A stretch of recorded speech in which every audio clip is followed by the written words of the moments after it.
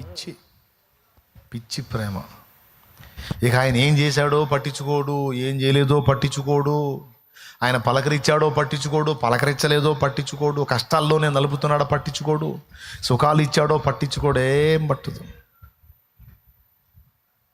ఆయనతో ఉండాలి, ఆయన కావాలి, ఆయన ఆయన ఆయన నోరు తెరిస్తే ఆయన, నోరు మూస్తే ఆయన, కన్ను తెరిస్తే ఆయన, కన్ను మూస్తే ఆయన. పిచ్చి ప్రేమ, భక్తి, దేవుణ్ణి హార్ట్ఫుల్గా లవ్ చేయటం. అప్పుడే సరైన భక్తి మన నుండి వచ్చింది.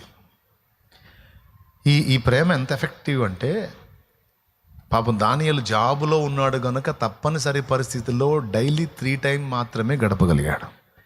ఒకవేళ ఈ జాబ్ బాధ్యత దానియేలుకి కానీ లేకపోతే ఎనీ టైం దేవుడితోనే ఉండేవాడు. Any time. Praise the Lord, hallelujah. ఏం చేద్దాం, రాజ్యాధికారం అందులో పెద్ద స్థానం అయింది. మరి రాజ్యంలో చాలా చక్కబెట్టాల్సిన బాధ్యతలు ఉంటాయి. అందుకని డైలీ 3 టైమ్స్ మాత్రమే గడిపాడు. ఒకవేళ దానియేలుకి ఫుల్ టైం ఉంటే, ఏ బాధ్యత లేకపోతే ఎనీ టైం ఫుల్ టైం మొత్తం ఆయనతోనే గడిపేవాడు. అంత ఇష్టం. దేవునికి మహిమ కలుగును గాక. ఎంత ప్రేమ అంటే, ఒక్కరోజు కూడా ఆయన్ని ఎడబాసి ఉండలేక చచ్చిపోయింది మేలు అనుకున్నాడు. అది ప్రేమ. టైం కూడా చూసుకునేవాడు కాదు, బాధ్యత ఉంది కనుక టైం చూశాడు. దినమునకు ముమ్మారు, ఈ టైం నుంచి ఈ టైం, ఈ టైం నుంచి ఈ టైం, అంతవరకు. ఎందుకంటే లేదు అవకాశం. ఒకవేళ ఉంటే ఆయన పట్ల, దానియేలు దేవుని పట్ల కలిగి ఉన్న ప్రేమకి అసలు టైం చూసేవాడే కాదు. ఈరోజు మనం మోకాళ్ళుని ప్రార్థన మొదలుపెట్టి అంశాల వరకు చేసి ముగిస్తాం మనం. ఎందుకంటే టైం చూసుకొని మనం లేచి వెళ్ళిపోతాం. ఒకవేళ నువ్వు జాబ్ టైంలో ఉన్నప్పుడు, పని టైంలో ఉన్నప్పుడు ఒకవేళ నువ్వు టైం చూసుకొని బాధ్యతలను బట్టి పోతే అర్థం ఉంది. సెలవు దొరికిన నాడు కూడా నువ్వు టైం చూసావంటే నువ్వు సరిగ్గా లవ్ చేయట్లా దేవుణ్ణి. సెలవు దొరికిన నాడు కూడా నువ్వు టైం చూసుకొని టైం ప్రకారమే గడిపి వెళ్ళిపోయావంటే సరిగ్గా అర్థం కాల నీకు ఆయన. నిజంగా నువ్వు లవ్ చేయాల దేవుణ్ణి, బాగా డీప్గా లవ్ చేయాలి. డీప్గా లవ్ చేస్తే, లోతుగా దేవుణ్ణి ప్రేమిస్తే అస్సలు టైం పట్టించుకోం. మనకు చాలా ప్రియమైన మనుషులు, చాలా ఇష్టమైన మనిషి మనకు తారసపడితే టైం పట్టించుకుంటామా? ఎంత సమయం గడిచిపోయిద్దో మనకు అర్థం కాదు. అలా గడిపేస్తాం, ఎందుకంటే ఆ పర్సన్ మనకి ఇష్టం. అవునా? మరి దేవుడు నిజంగా మనకి ఇష్టమైన వ్యక్తి అయితే దేవుని దగ్గరికి వెళ్ళి టైం మెయింటైన్ చేస్తామా? ఛాన్స్ లేక బాధ్యతలను బట్టి సమయం చూసుకోవటమే కానీ ఉంటే ఆయన వదిలిపెట్టి ఉండలేము. రాలేక రావటమే అక్కడి నుంచి. పరిస్థితి బాగలేక నా పరిస్థితిని బట్టి నేను వెళ్ళాల్సి వస్తుంది నాయన, అది కూడా వెళ్ళలేక వెళ్తున్నాను. నిన్ను వదలలేకపోతున్నాను ప్రభా, వెళ్ళక తప్పట్లేదు, నన్ను అనుగ్రహించు నాయన అనుకోని లేచి వెళ్ళటమే. ఎందుకంటే నిజంగా దేవునితో ప్రేమలో పడినటువంటి వ్యక్తులు, దేవునితో ప్రేమలో పడినటువంటి వ్యక్తులు, నిజంగా దేవుని ప్రేమించే వ్యక్తులకు దేవుడికి మించిన ఆనందం, దేవునికి మించిన పరవశం, దేవునికి మించిన సంతోషం ఇంకోటి ఉండదు. అది సమస్య, అది సమస్య. నీ ఊరు ఏదన్నది అని ఒకడు కలిగి ఉన్న వాటన్నిటిని, వాడు ఎంత గొప్పగా చూపించినా సరే, ఈ భక్తిపరుడు దేవుణ్ణి ప్రేమించేవాడు అన్నిటిని దేవునితో కంపేర్ చేస్తుంటాడు. మనుషులు వచ్చినా దేవుడు అంత గొప్పవాళ్ళు కాదుగా అనుకుంటాడు. డబ్బు చూపిస్తే దేవుడు అంత గొప్పది కాదుగా అనుకుంటాడు. వెండి బంగారాలు దేవుడు అంత గొప్పది కాదుగా. పేరు ప్రఖ్యాతులు దేవుడు అంత గొప్పవి కావుగా.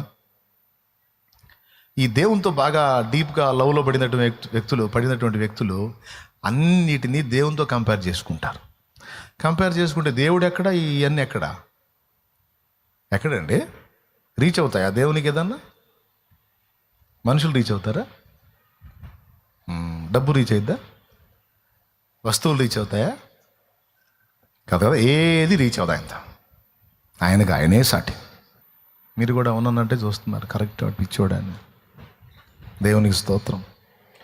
ఒకటి, దేవుడే నీకు ఒక వ్యసనంగా మారాలి. ఎప్పుడు మారతాడో తెలుసా? దేవుని డీప్గా నువ్వు ప్రేమించినప్పుడు. దేవుడు నీకు అర్థమయ్యే కొద్దీ దగ్గర అయిపోతావు. భక్తి అంటే అదే. ఇక ఆ భక్తి పారవశ్యంలో, ఇక ఆ ప్రేమలో, ఇక అన్నీ ఆయనకి నచ్చేవే వెతుక్కుంటూ ఉంటావు. నువ్వు ఎప్పుడు ఆయనకి ఇష్టమైనవే చూసుకుంటూ ఉంటావు. ఆయనకి నచ్చని ఆటోమేటిక్గా మానుకుంటావు. నేను అందుకే చెబుతున్నాను, నువ్వు అది మానే ఇది మానే నేను చెప్పను. నా ప్రసంగాలు ఎక్కువ అది ఉండదు. చూడండి మీరు, నువ్వు అది మానే ఇది మానే, నువ్వు అలా ఉండొద్దు ఇలా ఉండొద్దు, ఎలా ఉండు అలా ఉండు అని చెప్పి ఈ క్లాసులో ఎక్కువ ఉండవు ఉన్నాయి. నా క్లాస్ ఎప్పుడు ఒకటే, దేవునితో ఎక్కువ కనెక్టింగ్లో ఉండు, దేవునితో ఎక్కువ దగ్గరవు, దేవుని ప్రేమించు, దేవుని అర్థం చేసుకో, దేవుడు నీకు ఇలా ఉన్నాడు, ఇన్ని విధాలుగా ఉన్నాడని, దేవుని మమతని, దేవుని ఔన్నత్యాన్ని, దేవుని ప్రేమని నీకు నేర్పించి నీకు అర్థమయ్యేటట్టు చేసి నువ్వు ఆయనతో డీప్ అయ్యేటట్టు నేను జాగ్రత్త తీసుకోవడానికి ఇష్టపడతాను. అప్పుడు నువ్వు ఆయనతో కొంచెం డీప్ అయ్యావనుకో, అయ్యే కొద్దీ నువ్వు కలిగి ఉన్న దరిద్రాలన్నీ నేను చెప్పే పని లేదు, నువ్వే వదిలించుకుంటావు.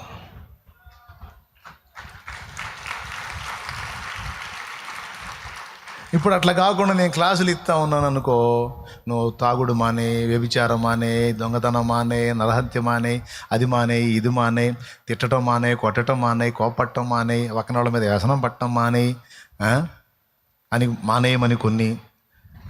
నువ్వు ప్రార్థన చేయి, వాక్యం చదువు, దేవుని సేవ చేయి, సువార్త చెప్పు, ఆత్మని రక్షించు, దేవుని ప్రేమ చూపు, క్షమించు, తగ్గించుకో, ఇవి దేవుడు చెప్పాడు, ఇవి చెయ్యి, అవి మానేయి, ఇది చెయ్యి అని పొద్దుస్తమానం నేను లెక్చర్లు ఇచ్చినా, క్లాసులు ఇచ్చినా నీకు ఎట్లుంటుందో తెలుసా? మానే మాకు తెలుసులే, కానీ నువ్వు పెద్ద మానాలని మాకు కూడా తెలుసు, మానలేక సత్తాను వేడ. తాగితే ఎలా అయ్యిద్ది, వ్యభిచారం చేస్తే ఎలా అయ్యిద్ది, జారత్వం చేస్తే ఎలా అయ్యిద్ది, ఇవన్నీ మాకు తెలియకుండా చేస్తున్నాయింది. నీకంటే మాకు ఇంకా బాగా తెలుసు తాగితే ఎన్ని చెడిపోతాయో, ఎన్ని రకాల నష్టాలు అనుభవిస్తున్నావు. నీకేం తెలుసు? పెద్ద తాగకుండా చెబుతావు, తాగి అనుభవిస్తున్నాం బాధలు. ఒక నష్టం కాదు నీకు తెలిసి చెప్పేది, నువ్వు 2 నష్టాలు 3 నష్టాలే, ఇక్కడ 20 నష్టాలు 30 నష్టాలు అనుభవిస్తున్నావు అని వాడు చెప్తాడు. అది కాదు కదా, ఆ దయ్యం ఎట్ట వదిలిపోయిద్దో మనం చూపించాలి. ఏం లేదు, స్పర్శ లేనోడికి ఈ డాక్టర్లు అంతా పత్యాలు చెప్తారు. బాయ్, నీ కాలికి స్పర్శ లేదు, జాగ్రత్తగా నడు. నీ చేతికి స్పర్శ లేదు, అది జాగ్రత్త. కాలిన ఏదన్నా గుచ్చుకున్న సెప్టిక్ అయింది, ఆ గాయం మాందు. ఎందుకంటే సరఫరా చేసే నరాలు పనిచేయట్లే కాబట్టి ఖచ్చితంగా డేంజర్లో పడతావు. అది విషమయం అయిందంటే తీసేయాల్సిన పరిస్థితి కూడా వస్తుంది, జాగ్రత్త అని చెప్తారు. ఏం చేయాలి? ముళ్ళలో నడవాకు, నడిస్తే బూట్లు వేసుకొని నడవాలి, నీ పని అదైతే. కాబట్టి ఏది గుచ్చుకోకూడదు, ఎందుకంటే నీ కాలికి స్పర్శ లేదు, నరాలు దెబ్బతిన్నాయి. కాబట్టి నువ్వు ఏది గుచ్చుకోకుండా జాగ్రత్త పడు. ఏది కాలకుండా, బండి దిగేటప్పుడు ఎక్కేటప్పుడు సైలెన్సర్ ఉంటుంది, ఏమరు పాటుకుంటే అది గాలిందనుకో, ఆ గాయం తగ్గదు. ఎందుకంటే నీ ఇమ్యూనిటీ సిస్టమ్ అనేది అక్కడ పనిచేయట్లే, నీ రోగ నిరోధక శక్తి అనేది అక్కడ పనిచేయదు. ఎందుకంటే చేరవేసేటువంటి నరాలు పనిచేయట్లా, బ్లాక్ అయిపోయినాయి. శత్రువుల్ని చంపేటువంటి మన సైనికులు ఏవైతే ఉంటాయో మన బాడీలో, ఆ సైనికుల్ని అక్కడికి చేర్చేది నరాల్లో గుండా రక్తం అనుకోండి, అది చేరట్లా అక్కడికి. కాబట్టి కాలకుండా చూసుకో, ఏది తగలకుండా చూసుకో, గుచ్చుకోకుండా చూసుకో. పత్యాలు ఎవరికి? నోరు తెరిచి అందరూ చెప్పండి, పత్యాలు ఎవరికి? స్పర్శ లేనోడికి. అదే డాక్టర్ వైద్యం చేసి స్పర్శ ఇచ్చాడనుకో, స్పర్శ తెప్పించాడనుకో, ఇక పత్యాలు చెప్తాడా? ఎందుకు? స్పర్శున్నోడికి ఏది టచ్ అయినా ఇట్టే అర్థమైద్ది. స్తోత్రం చెప్పండి. స్పర్శ లేనోడికి ఏమో పత్యాలండి. స్పర్శ ఇవ్వగలిగితే, వాడిని స్పర్శలోకి తేగలిగితే ఇక నువ్వు పత్యాలు చెప్పాల్సిన అవసరం లేదు, ఎందుకంటే వాడు జాగ్రత్త పడతాడు. స్పర్శ లేనోడికి కాలిన అర్థం కాదు, గుచ్చుకున్న అర్థం కాదు, ఏదన్నా గరిసిన అర్థం కాదు, ఏదన్నా కోసుకున్న అర్థం కాదు, తగిలిన అర్థం కాదు. స్పర్శ లేదు కదా. అదే స్పర్శ వచ్చిందనుకో, చేయం ఎక్కిన అర్థమైద్ది. ఊరకట్ల ఎక్కగానే టప్పి దులిపేసుకుంటాడు, ఇంకా కొట్టలేదు నాయన దేవుడు అనుకుంటా. చేయం ఎక్కడ, మన బ్రెయిన్ ఎక్కడ? ఆ కాలు మీద, చిటికిన వేల మీద చేయం ఎక్కితే సర్రమని సమాచారంలో వితిన్ సెకండ్స్ కూడా కాదు, సెకండ్ కంటే తక్కువ టైంలో వెళ్ళింది సమాచారం. ఆ సెకండ్లో నువ్వు చంపేస్తావు దాన్ని. ఎక్కింది అంటే సెకండ్ కంటే తక్కువ టైం తెలిసింది నీకు, టోటల్ సెకండ్ పూర్తయ్యేటప్పటికి అది అయిపోయింది కూడా. స్పర్శ తీసుకురాగలిగితే దైవజనుడు ఆత్మీయుల్లోకి స్పర్శ, దైవికమైన స్పర్శ తీసుకురాగలిగితే ఆటోమేటిక్గా అతడే కంట్రోల్ అయిపోతాడు, ఆమె కంట్రోల్ అయిపోయింది. దీనికి మినహాయించి నువ్వు ఎన్ని చెప్పినా ఎన్ని మొత్తుకున్నా వాళ్ళకి అర్థం కాదు, ఇంకా కోపం వస్తుంటుంది. అందుకే నా ఉపదేశంలో ఎక్కువ శాతం అయ్యమానయ్యి ఈమానయ్యి అట్టవుతావు ఎట్టవుతావు అని ఈ లెక్చర్ల కంటే కూడా దేవునికి దగ్గర చేసే విషయంలో ఎక్కువ నేను మాట్లాడతాను. ఎందుకంటే అది కానీ నిజంగా నీకు అలవాటై నువ్వు నిజంగా దేవునికి దగ్గర అయ్యావనుకో, చెయ్యి అని దేవుడు చెప్పినవన్నీ ఆటోమేటిక్గా నువ్వు చేస్తావు. ఎందుకంటే ఆయన నీకు ఇష్టమయ్యాడు కాబట్టి. వద్దు అన్నవి ఆటోమేటిక్గా నువ్వేమో అనుకుంటావు. అవునా? ఈ రెండు జరగాలంటే దేవుని ప్రేమించి దగ్గర కావాలి. దేవుని ప్రేమ నీకు అర్థం కావాలంటే ఎట్లా కూడా చెప్పాను, ఎన్ని కోణాలలో నీకున్నాడో చూడండి అని ఒకసారి చెప్పాను. ఇట్లానే శుక్రవారం ఎప్పుడో చెప్పాను. కాబట్టి నేను అన్ని కోణాల్లో దేవుడిని మీరు కనెక్ట్ అవ్వడానికి మీకు ఉపదేశం చేశాను, అంతే. దాన్ని ఆధారం చేసుకొని మీరు దేవునికి దగ్గర అవుతారా, మీరు క్షేమం. మీరు ఎంతమందికి టచ్ అవుతారో వారందరూ క్షేమం. సారము కలిగిన ఉప్పు తనతో చేరిన ప్రతి పదార్థాన్ని చెడకుండా కాపాడినట్టు, ఉప్పు సారం కలిగి నువ్వు నేను మనం ఉంటే మనకు సమీపమైన వాళ్ళందరూ కూడా చెడకుండా భద్రంగా ఉంటారు. ఎప్పుడైతే ఈ భక్తి సారం లేదా ఈ భక్తి యొక్క తీవ్రత వ్యక్తిలోకి చేరుతుందో, భక్తి వ్యసనంగా మారుతుందో, దేవుని భక్తి ఒక వ్యసనంగా ఎప్పుడైతే మారుతుందో, ఈ రెండు ఎప్పుడు జరుగుతాయి? ఆటోమేటిక్గా నిర్దోషత్వం నీకు వచ్చేస్తుంది. ఒకటి యేసు రక్తాన్ని బట్టి నిర్దోషత్వం, రెండు ఆయన కనెక్ట్ అయ్యావు కనుక నీ క్రియల్లో కూడా జాగ్రత్తగా ఉంటావు.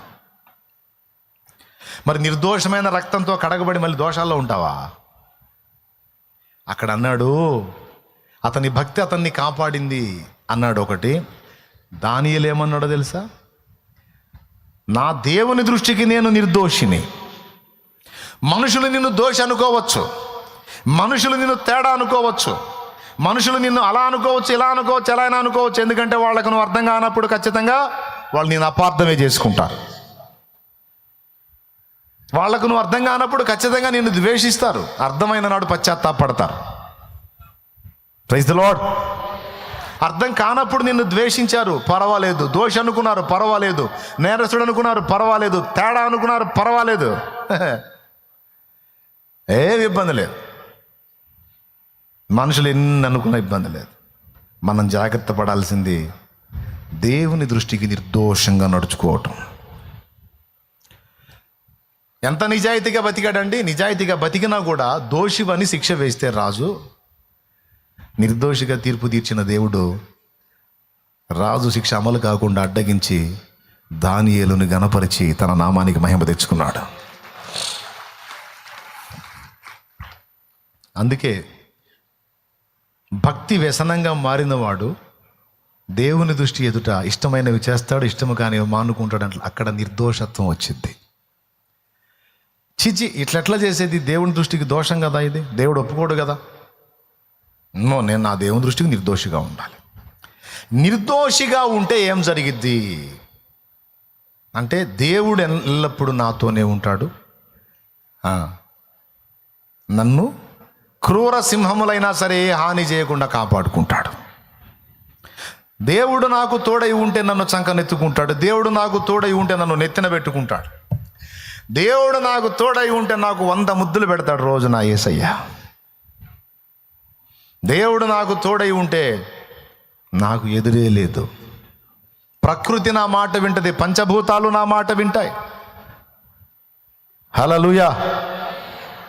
అయితే దేవుడు నాతో ఉండాలంటే యేసు రక్తాన్ని ఆశ్రయించి నిర్దోషత్వాన్ని పొందడం మాత్రమే కాదు, చర్యలలో కూడా నిర్దోషత్వాన్ని కలిగి ఉండాలనేది ఇక్కడ పాఠం. నువ్వు అన్నీ మానేసాయి అంటే నీకు ఇబ్బంది కదా. అందుకని నువ్వు కొంచెం దేవునితో డీప్ అయ్యావనుకో, పోతాయి, అన్నీ పోతాయి. పోయే కొద్దీ నిర్దోషత్వం వస్తూ ఉంటుంది. నీకు దోషత్వం పోయి నిర్దోషత్వం వస్తూ ఉంటుంది. నిర్దోషివై శుద్ధ సువర్ణమై సూపర్ ఉంటావు. ఈ మూడు ఒకదానికి ఒకటి లింక్ అయి ఉందండి. అందుకని వ్యసనం దగ్గర నుంచి మొదలుపెట్టి భక్తిని టచ్ చేసి నిర్దోషత్వం దగ్గర ముగించా. ఓకేనా? చూడటానికి 3 పాయింట్లు కానీ మొత్తం ఒకదానిలోనే అనుసంధానమై ఉన్నాయి. కాబట్టి మనుషులు మిమ్మల్ని మెచ్చినా మెచ్చకపోయినా, వాళ్ళకి నువ్వు నచ్చినా నచ్చకపోయినా దేవునికి నచ్చాలి. అందుకే నన్నయ్య అసలు బట్టలు ఎట్ట పడితే అట్ట వేసుకుంటాను నేను అసలు సగం సగం కటింగ్లో వేసుకుంటాను నేను. ఎందుకంటే జనాలు మెచ్చొద్దని చెప్పావు కదా, నేను జనాలకు నచ్చినా నచ్చకపోయినా. మరి నువ్వు సగం సగం వేసుకుంటే దేవుడికి నచ్చిద్దా? ఆహా నా కుమారి, ఎంత అద్భుతమైన వస్త్రధారణ. అమ్మ, ఏదేం తోటలో ఆదాం హవ్వలకి సిగ్గు తెలిసినప్పుడు నేనే చర్మపు చొక్కాయలు చేయించి వాళ్లకు సిగ్గు కప్పాను తల్లి, వాళ్ళకు సిగ్గు కప్పానమ్మా, బాడీ కనపడకుండా. నువ్వైతే ఎంత అద్భుతంగా, నాకు ఎక్కువ రిస్క్ లేకుండా సగం సగం బట్టలతో నా చాలా రిస్క్ తగ్గించావు బిడ్డ అంటాడా దేవుడు?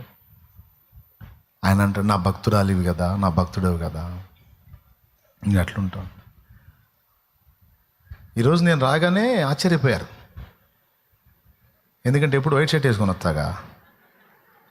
ఈరోజు ఏం చొక్కా ఇది? ఏం కలర్ కనపడుతుంది స్క్రీన్ మీద మీకు? బ్లూనా గ్రీనా? స్క్రీన్లో బ్లూ కనపడుతుంది, రియల్గా గ్రీన్. ఇది డార్క్ గ్రీన్. దేవునికి స్తోత్రం. ఏం లేదు, ఏకాంత ప్రార్థన బయట వచ్చా, డైరెక్ట్గా ఇటే వచ్చా. ఓకేనా? అయినా నేనేం బొమ్మలు వేసుకోలేదుగా, ఒకటే కలర్. దేవునికి స్తోత్రం. హల్లెలూయా చెప్పండి అందరు గట్టిగా. అందుకే నన్ను అసలు జనం ఏమనుకున్నా పట్టించుకోనుగా. నేను అసలు అనేక మాట్లాడుకుంటారు అన్నయ్య, మనం ఎంత బాగా బతికినా జనం దోషులనే అంటారు. అందుకే అసలు బజారీకి కొస్తా, ఎట్ట పెడితే అట్ట చేస్తా. ఎందుకంటే జనం ఏమనుకున్నా మనకి పట్టింపు లేదు. మనకు దేవుడు మనల్ని మెచ్చుకుంటే చాలు. నిద్రమోహం దానా, నిద్రమోహండా అని నిన్ను అనగానే నేను చెప్పేటప్పుడు జాగ్రత్తగా వినాలి. దేవుని దృష్టికి నిర్దోషంగా నడుచుకోవటం అంటే నువ్వు దేవుని సంబంధిగా సమాజం ఎదుట కూడా క్రమముగా నడుచుకోవాలి. నేను దేవుని ఎదుట మాత్రమే నిర్దోషంగా నడుచుకుంటాను, జనాల దగ్గర ఎట్లయినా ఉంటాను అని దానియేలు అనుకుంటే ప్రార్థన అనే పాయింట్లో కాదు, మిగిలిన ఏ పాయింట్లోనైనా కొట్టేసేవాళ్ళు దానియేల్ని. అంటే అటు దైవ దృష్టికి ఇటు మనుషుల దృష్టికి కూడా యథార్థంగానే బతికాడు. తప్ప తల్లి నేను చెప్పింది? తప్పరా? ఒంటికి అతుక్కుపోయే బట్టలు ఇప్పుడు ఫ్యాషన్. అనుకుందాం నాన్న, మనం కొంచెం కాస్త లూజ్ ఉండే. ఓల్డ్ మూవీస్లో కత్తియుద్ధ కాంతారావు వాళ్ళు వేసి ఒక కాలు పైకి లేపి కత్తితో యుద్ధం చేస్తూ ఉంటారు. అప్పుడు వాళ్ళు ఎలాంటి బట్టలు అయితే ఒంటికి అతుక్కునే వేసుకున్నారు, ఈరోజు అది ఫ్యాషన్. కాబట్టి మనం దేవుని భక్తులంగా అమ్మ, మనం దేవుని సంబంధంగా, మనం యేసయ్య మత్తులం కదా, భక్తి పిచ్చోళ్ళం కదా, మనకు ఆయన వ్యసనం కదా. మరి ఒక బట్ట తొడిగేటప్పుడైనా, ఒక మాట మాట్లాడేటప్పుడైనా, ఒక పని చేసేటప్పుడైనా నా తండ్రి దీన్ని ఒప్పుకుంటాడా, దీన్ని హర్షిస్తాడా? నేను మరి ఆయన చూడాలా, వాళ్ళని చూడాలా, జనాలను చూడాలా, ఆయన చూడాలా? నాకు ఆయన. సరే జనం ఏమనుకుంటే నాకెందుకు? నువ్వు పద్ధతిగా ఉన్న నీ ఎగతాళి చేశారనుకో, వాళ్ళకి మైండ్ పోయింది. దోషం నీది కాదు, వాళ్ళది. నువ్వు అరాకొరా కట్టినప్పుడు, ఒంటికి అతుక్కునే కట్టినప్పుడు నిన్ను మెచ్చుకొని, నువ్వు పద్ధతిగా బట్టలు కట్టుకున్నప్పుడు నిన్ను ఎగతాళి చేశారనుకో, మెంటల్ పేషెంట్లు. అప్పుడు నువ్వు వాళ్ళ గురించి ఆలోచించాల్సిన అవసరం లేదు. ఎందుకంటే దేవుని ఎడల, మనుషుల ఎడల కూడా నువ్వు క్రమంగా నడుచుకున్నావు. అది వాళ్ళకి హేళన అయితే ఆ తప్పు నీది కాదు, అది వాళ్ళ మానసిక వైకల్యం. Praise the Lord. నీ నేరం కాదు అది. నా తండ్రి చూసినప్పుడు మాత్రం నిన్ను హర్షిస్తాడు. శభాష్, నా బిడ్డకు తగ్గట్టున్నావు రాను, నా కూతురు రాను, నా కుమారుడు నన్ను, నీ వస్త్రం కానీ, మాట కానీ, వ్యవహారం కానీ, ప్రవర్తన కానీ.